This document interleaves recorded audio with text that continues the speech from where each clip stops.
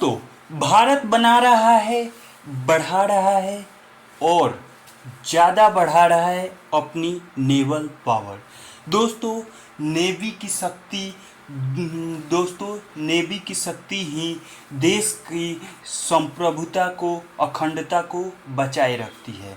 दोस्तों, आज भारत डिफेंस के मामले में यूएस और चाइना, रसिया और जापान, इन सभी कंट्री के बाद भारत का नंबर आता है। दोस्तों, इसका कारण है हमारे पास न्यूक्लियर वेपन है, तो वो पाकिस्तान के भी पास है। खैर, आज पाकिस्तान की बात नहीं करेंगे, चाइना की बात करेंगे। दोस्तों, चाइना की नेवी और भारत की नेवी का एक कंपैरिजन देखना है, जो कि आपको बहुत जगह मिल जाएंगे, हर जगह चाइना और, लेकिन दूसरे परफेक्ट से आपको देखना पड़ेगा आज कि भारत और चाइना में अगर मतलब जंग हुई तो 3 फ्रंट पे लड़ाई लड़े जाएंगे। एक तो हिमालयन रेंज में, जो कि इंडियन आर्मी और चाइनीज आर्मी के बीच में होगा, और एक एयरफोर्स का होगा और एक नेवी का।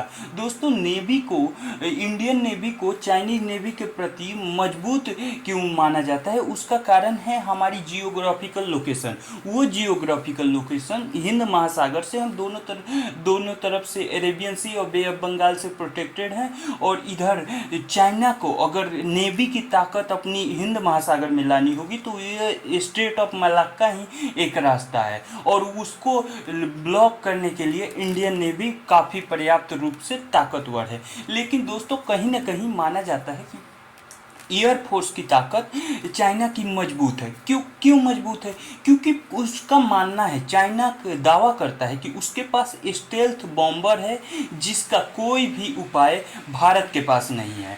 इवन S-400 भी उसका मुकाबला नहीं कर सकता। S-400 भी स्टेल्थ बॉम्बर को नहीं मार सकता। लेकिन दोस्तों, चाइनीज स्टेल्थ बॉम्बर को अभी तक किसी भी वार में यूज नहीं किया गया है, इसीलिए उसको प्रमाणित नहीं किया जा सकता कि उसको S-400 मार सकता है कि नहीं मार सकता। भारत का जो सबसे मजबूत और सबसे खतरनाक एयरक्राफ्ट है वो है जो राफेल फ्रांस से जो इंपोर्ट हुआ है, और हमारा S-400 रसिया से आया है। दोस्तों, रही बात ये एयरफोर्स की, अब हम नेवी की बात करते हैं। दोस्तों, नेवी में भारत के पास 2 एयरक्राफ्ट कैरियर हैं, विक्रांत और विक्रमादित्य, और चाइना के पास 3 एयरक्राफ्ट कैरियर हैं, जो कि 17 जून 2022 के बाद 3 हो चुके हैं। दोस्तों, चाइना के पास जो कैरियर डिस्ट्रॉयर मिसाइल है उसकी संख्या बहुत ज़्यादा है, जबकि भारत में कैरियर डिस्ट्रॉयर मिसाइल को माना जाता है कि अग्नि प्राइम मिसाइल, जो कि फिलहाल में लॉन्च किया गया था, वही सिर्फ कर सकता है, वही सिर्फ मार सकता है। अब आप कहेंगे कि स्टेल्थ बॉम्बर को भी मार देना चाहिए अग्नि प्राइम मिसाइल से।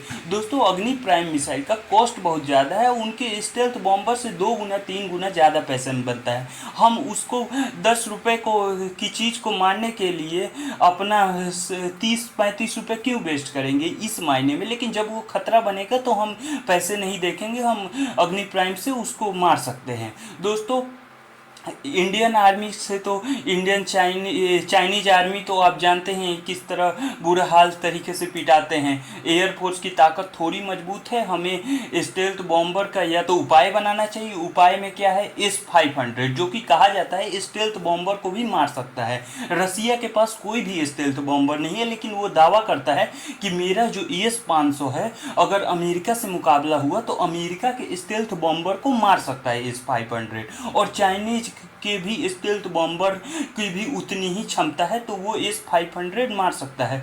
तो भारत को S-500 बहुत ज़रूरी है अगर चाइना से डायरेक्ट मुकाबला करना है। अब बात है सबमरीन की, तो दोस्तों, भारत के पास 2 न्यूक्लियर सबमरीन है, वहीं चाइना के पास लगभग 15 से भी ज़्यादा न्यूक्लियर सबमरीन है। टोटल उनकी सबमरीन की संख्या 79 है, और यूएस के पास 68 है। दोस्तों, हमारी टोटल सबमरीन की संख्या 17 है। दोस्तों, 17 और 80 अप्रॉक्स में कितना अंतर है आप समझ सकते हैं, लेकिन न्यूक्लियर सबमरीन है तो वो आने का का तारा रास्ता वही है, स्ट्रेट ऑफ मलक्का। हमारी इंडियन नेवी वहीं पे अंडमान निकोबार में बैठ के उनको पिन पिन करके मारती रहेगी। दोस्तों जियोग्राफिकल लोकेशन ही भारत को मजबूत बनाता है, लेकिन हमको इस बात से खुश नहीं होना है। हमको अपनी ताकत को बढ़ाना पड़ेगा, हमारी नेवी को ताकत को बढ़ाना पड़ेगा। और यही टॉपिक भी है कि 24 सबमरीन करने जा रहा है इंडिया। दोस्तों 17 से 24 करने जा रहा है। दोस्तों इसको लगातार बढ़ाना पड़ेगा और न्यूक्लियर सबमरीन की संख्या को बढ़ानी पड़ेगी, क्योंकि न्यूक्लियर सबमरीन बहुत ही घातक साबित होती है दुश्मन के लिए, क्योंकि वो न्यूक्लियर रिएक्शन से चलने वाली है। वो पानी के अंदर अंदर बहुत दूर तक दूरी तय कर सकती है बिना किसी को कुछ बताए। दोस्तों इस वीडियो वॉच करने के लिए धन्यवाद। लाइक जरूर करें, शेयर करें। जय हिंद, नमस्कार, धन्यवाद।